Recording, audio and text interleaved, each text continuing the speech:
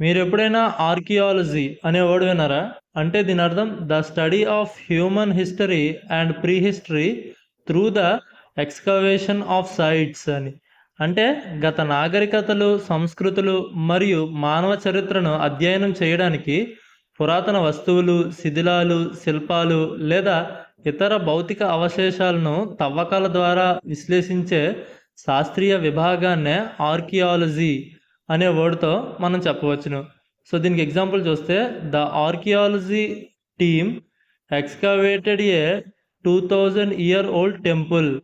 అంటే పురాతత్వ బృందం 2000 సంవత్సరాల పురాతన ఆలయాన్ని తవ్వి కనుగొన్నది అని అర్థం.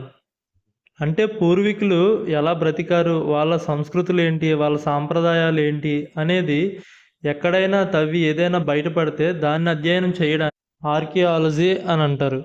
సో వీడియో నచ్చినట్లయితే లైక్ చేయండి, వీలైతే ఛానల్ని సబ్స్క్రైబ్ చేసుకోండి. Thanks for watching.